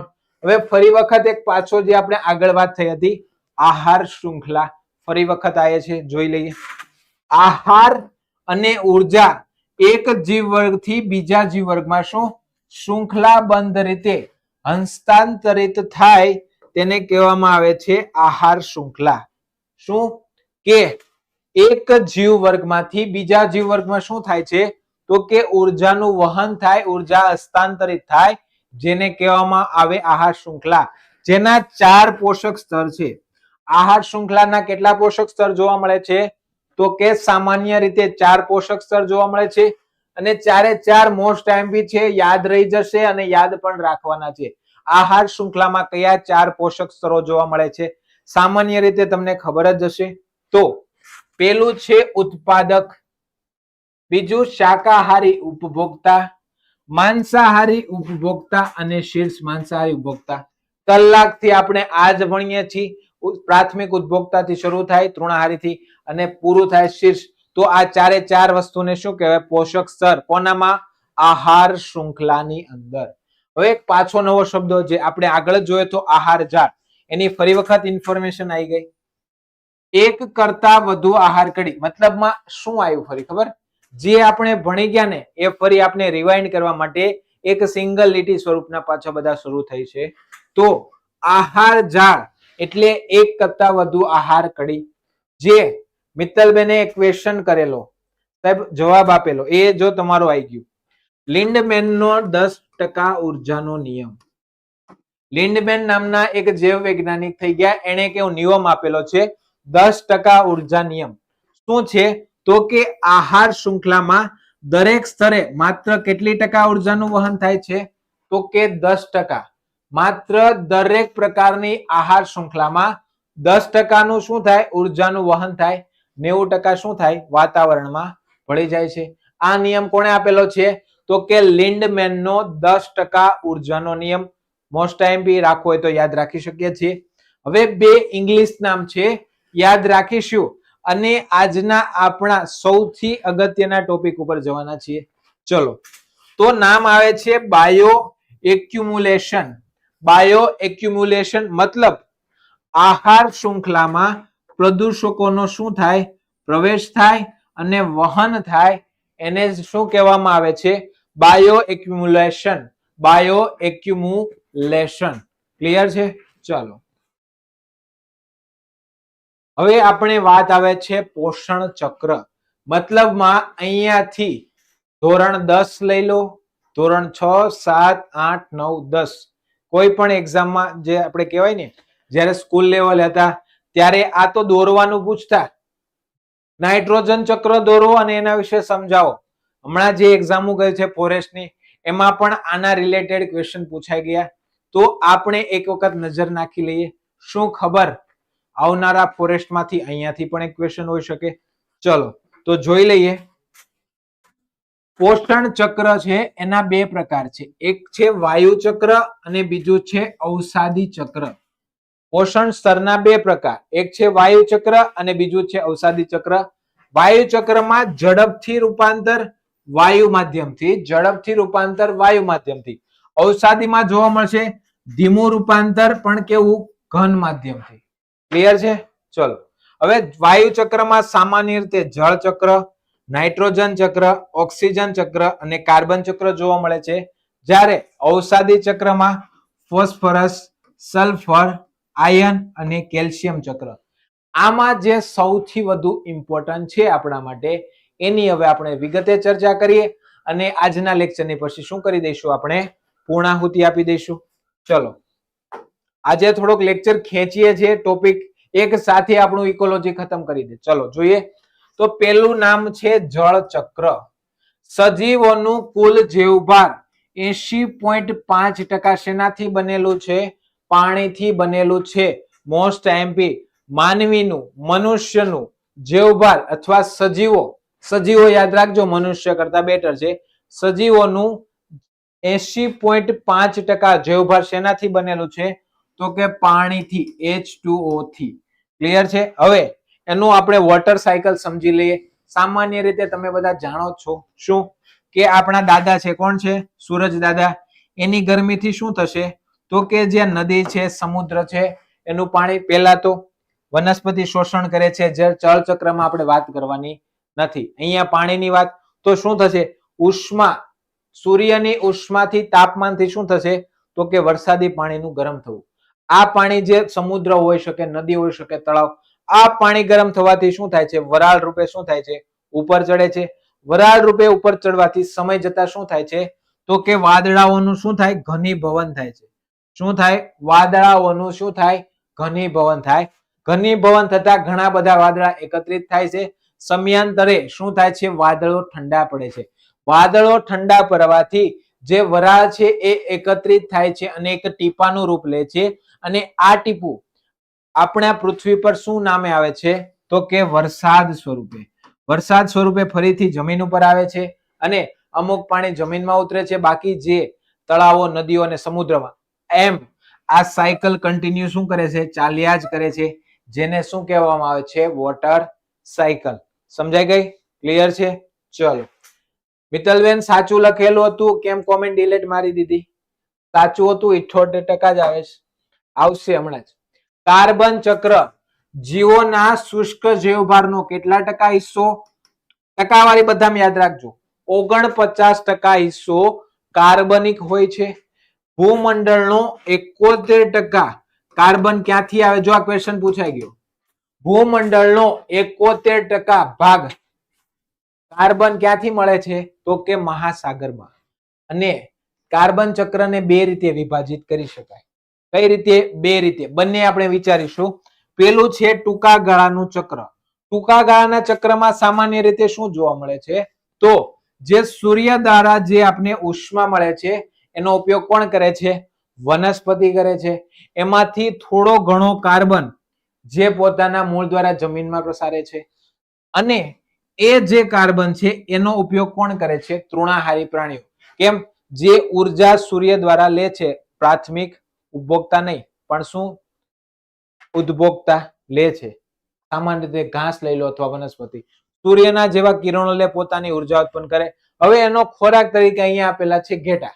તો આ ઘેટા પોતાનામાં ખોરાક તરીકે ઉત્પન્ન કરે. મતલબમાં શું થયું? વનસ્પતિમાંથી કાર્બન કેમ આવી ગયો?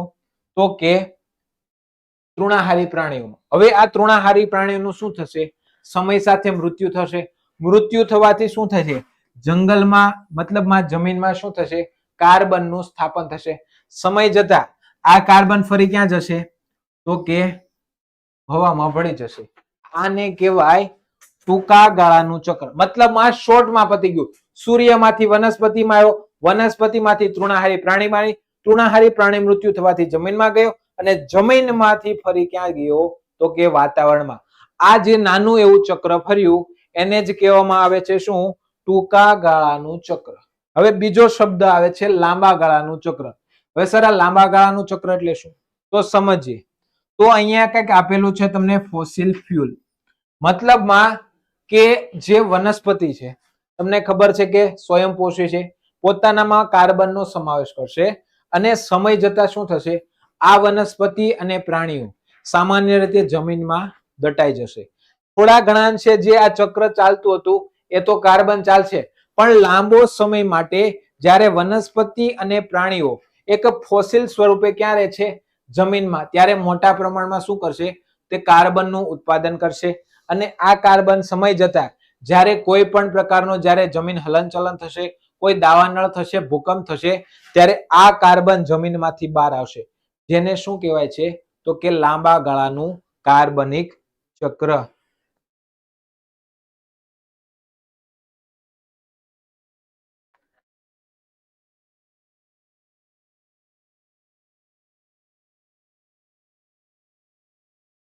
પાક્કું ફોરેસ્ટ પાસ કરવાની સ્ટ્રેટેજી કહીશ, પણ ક્યારે કહીશ? આજે કહીશ, પણ લેક્ચર પછી કહીશ. ચલો સ્ટ્રેટેજી તમને કહી દઈશ. ચલો આપણે ઓલરેડી દાવો નથી કરવો કેટલી એક્ઝામ આપેલી, કેટલી પાસ છે, પણ તમને ફોરેસ્ટની સ્ટ્રેટેજી કહી દઈશ. ચલો ક્લિયર છે? તો લાંબા ગાળાનું અને ટૂંકા ગાળાનું ચક્ર. હવે જે મિત્તલબેન તમે કોમેન્ટ ડિલીટ કરી હતી એની વાત આવી ગઈ. નાઇટ્રોજન ચક્ર, વાતાવરણમાં 78% નાઇટ્રોજન છે, પરંતુ સીધો ઉપયોગમાં લઈ શકાતો નથી. કોઈ પણ માનવી હોઈ શકે સીધો નાઇટ્રોજન પોતાના શરીરમાં લઈ શકે નહીં. કોઈ પણ બેક્ટેરિયા પણ પોતે ડાયરેક્ટ લઈ શકતા નથી, પરંતુ કઈ સ્થિતિ દ્વારા? સ્થિરીકરણ પછી સજીવો શું કરે છે? નાઇટ્રોજન વાપરી શકે છે. મતલબમાં કોઈ એક રૂપાંતર થઈ જાય, નાઇટ્રોજન સ્થાપિત થઈ જાય, એટલે કે સ્થિરીકરણ થઈ જાય, પછી જ આપણે સામાન્ય રીતે ઉપયોગ કરી શકીએ. કઈ રીતે સ્થિરીકરણ થાય તો કે 3 રીત છે સ્થિરીકરણ થવાની. ટોટલ 3 રીત છે. એક છે સૂક્ષ્મ જીવો દ્વારા, આ સૂક્ષ્મ જીવનું નામ તો તમે ખૂબ સારી રીતે જાણતા હશો. બીજું છે વીજળીથી અને ત્રીજું છે ઔદ્યોગિક ક્રિયાથી. આ 3 રીતે શું થાય છે તો કે સામાન્ય રીતે નાઇટ્રોજનનું આપણે માનવી ઉપયોગ કરી શકે તેવી પ્રક્રિયા થાય છે. નાઇટ્રોજન ચક્ર દોરેલું છે, જ્યાં વીજળીના ચમકારા છે, વીજળીના ચમકારા દ્વારા નાઇટ્રોજનનું રૂપાંતરિત થાય અને માનવી ઉપયોગ કરી શકે. મેં તમને એક ક્વેશ્ચન પૂછ્યો, આ બેક્ટેરિયા વિશે તો તમે જાણતા જ હશો સામાન્ય રીતે. ખાસ કરીને જે કઠોળ વર્ગની જે છોડ પ્રજાતિ છે ને એના મૂળમાં, ગંડિકામાં સામાન્ય રીતે બેક્ટેરિયા જોવા મળે જે નાઇટ્રોજનનું જમીનમાં સ્થાપન કરે છે.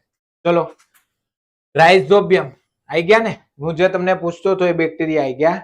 યસ, સ્યુડોમોનાસ પણ આવશે. રાઇઝોબિયમ નામના બેક્ટેરિયા કઠોળના મૂળમાં નાઇટ્રોજનનું શેમાં? એમોનિયમ આયનો રૂપે શું કરે છે? સ્થિરીકરણ કરે છે. ક્લિયર છે? પછી સાયનોબેક્ટેરિયા અને શેવાળ સમુદ્રમાં નાઇટ્રોજનનું સ્થિરીકરણ કરે છે. વનસ્પતિ દ્વારા જે સંશ્લેષિત નાઇટ્રોજન છે એ નાઇટ્રસને એમિનો એસિડમાં ફેરવાય છે અને તેમાંથી શું થાય છે? પ્રોટીનનું નિર્માણ થાય છે. મહાસાગરમાં જે તમે લખ્યું છે સ્યુડોમોનાસ બેક્ટેરિયા દ્વારા ફરી નાઇટ્રોજનમાં રૂપાંતર થતા વાતાવરણમાં ભળે છે. મતલબમાં ચક્ર ચાલ્યા કરે છે. જો સ્યુડોમોનાસનો સ્પેલિંગ પી થી શરૂ થાય છે, પ્યુસોડોમોનાસ નહીં, સ્યુડોમોનાસ, પી રહે છે સાયલન્ટ. ક્લિયર છે? સ્યુડોમોનાસ બેક્ટેરિયા દ્વારા શું છે? નાઇટ્રોજનનું રૂપાંતર થતા ફરીથી ક્યાં ભળી જાય છે? વાતાવરણમાં. આ રીતે શું ચાલે છે? નાઇટ્રોજન ચક્ર. હવે આગળ આવે છે ફોસ્ફરસ ચક્ર. ન્યુક્લિક એસિડ અને કોલીય ઉર્જા સ્થાનાંતરમાં વપરાય છે. ઘણા પ્રાણીઓના કવચ, અસ્થિ અને દાંત શેના બનેલા હોય છે તો કે ફોસ્ફરસના બનેલા હોય છે. ફોસ્ફરસ મુખ્યત્વે કઈ ક્રિયાથી ચક્રમાં પ્રવેશે છે તો સામાન્ય રીતે ખડકોનું ધોવાણ થાય છે. આ ખડકોના ધોવાણથી જ શેની શરૂઆત થાય તો કે ફોસ્ફરસ ચક્રની. સામાન્ય રીતે જે આ દેખાય છે વરસાદ અને પવન દ્વારા શું થાય છે તો કે ખડકોનું શું થાય છે? તૂટે છે, ખંડન થાય છે, વિસ્તરણ થાય છે અને પાણી માર્ગે આવે છે ક્યાં? દરિયામાં, નદીમાં, ત્યાંથી અલગ અલગ રીતે આપણે શું માનવી સુધી પહોંચે છે. સમુદ્રમાં અને તળાવોમાં પાણી ઉમેરાયેલ ફોસ્ફરસ તરતા માઇક્રોસ્કોપિક છોડમાં પ્રવેશીને આહાર શૃંખલાનો ભાગ બને છે અને અંતે શું થાય છે? પાછું જમીનમાં બને છે. હવે આનો મતલબ શું થાય? માઇક્રોસ્કોપિક છોડ મતલબમાં જે ફૂગ આપણે કહેવાય ને મ્યુકર નામની ફૂગ, બિલાડીનો ટોપ, આ પ્રકારની જે સામાન્ય કોને કહેવાય? માઇક્રોસ્કોપિક ફૂગ. મતલબમાં જે પહાડોમાંથી, ખડકોમાંથી ફોસ્ફરસ આવે છે વરસાદ દ્વારા અથવા પવન દ્વારા ધોવાણ થઈને, એ ક્યાં ભળે છે? સમુદ્ર અથવા તળાવમાં. ત્યાંથી પાણીનું શોષણ કરીને માઇક્રોસ્કોપિક છોડમાં જાય છે અને ત્યાંથી શું થશે? તો કે એનો કોઈ પણ એક પ્રકારના તૃણાહારી ઉપયોગ કરશે, સમય જતા તૃણાહારી મૃત્યુ પામશે અને ફરીથી ફોસ્ફરસ ક્યાં ભળી જશે? હવામાં. આ રીતે ફોસ્ફરસનું ચક્ર ચાલ્યા કરશે.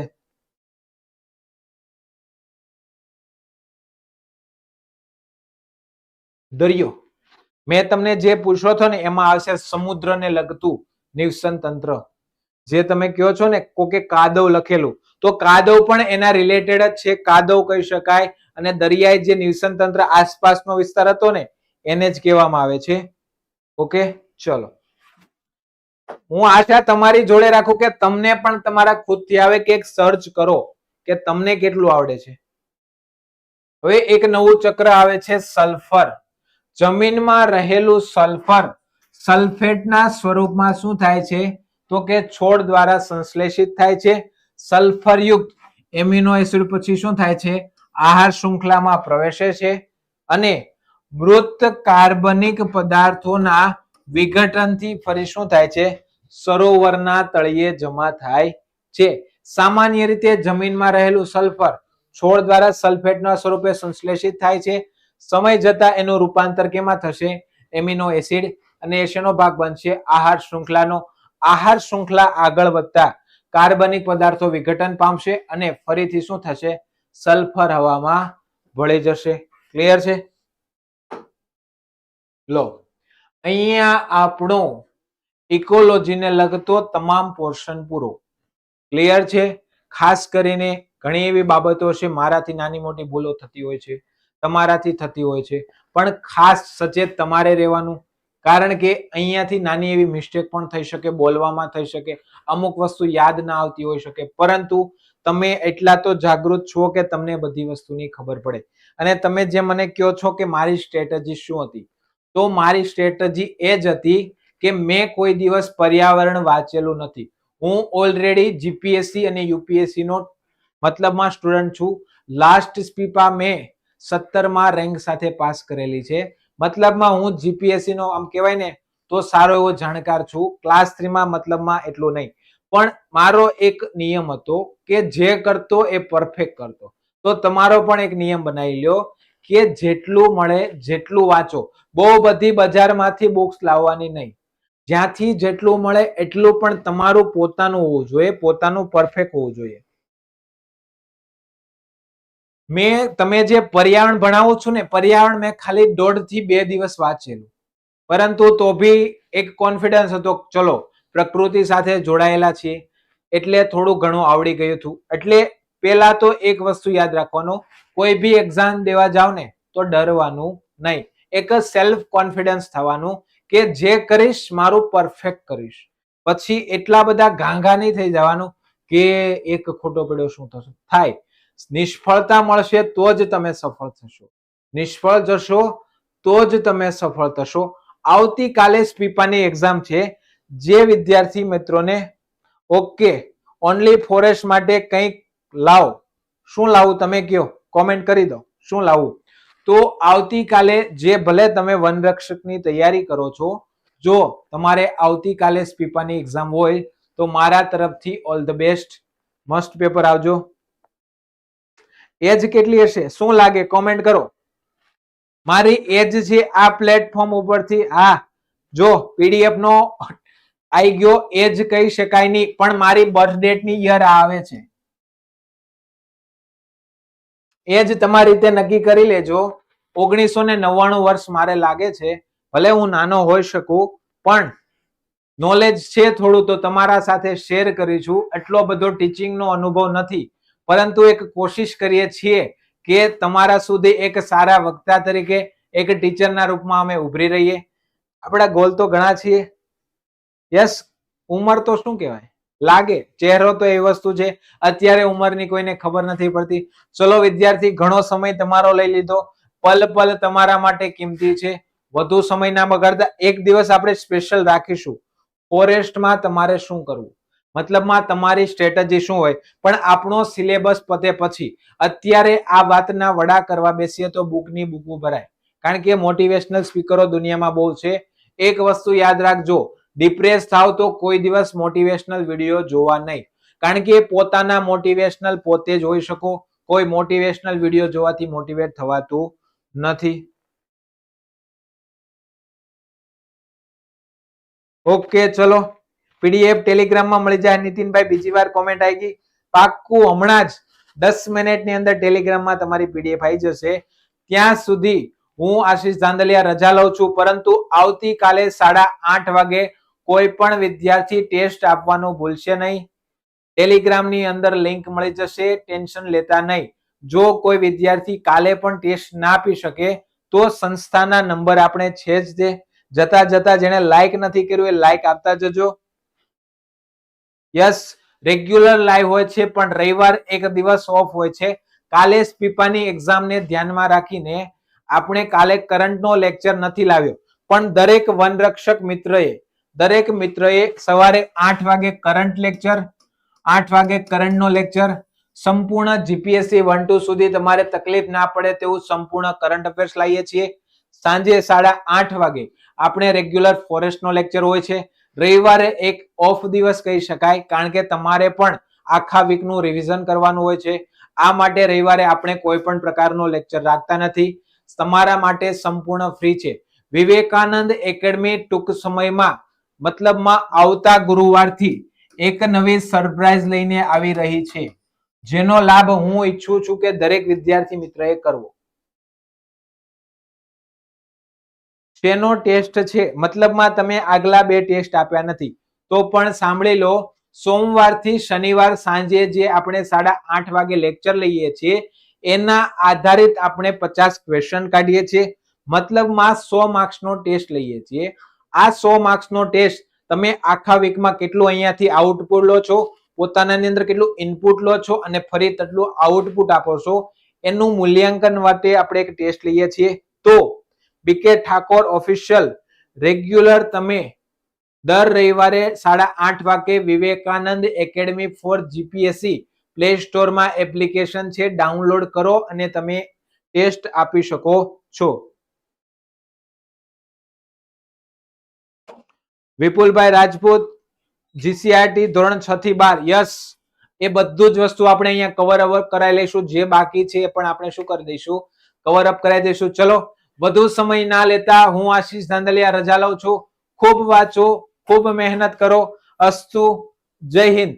ટેસ્ટ આપવાનું ભૂલશો નહીં.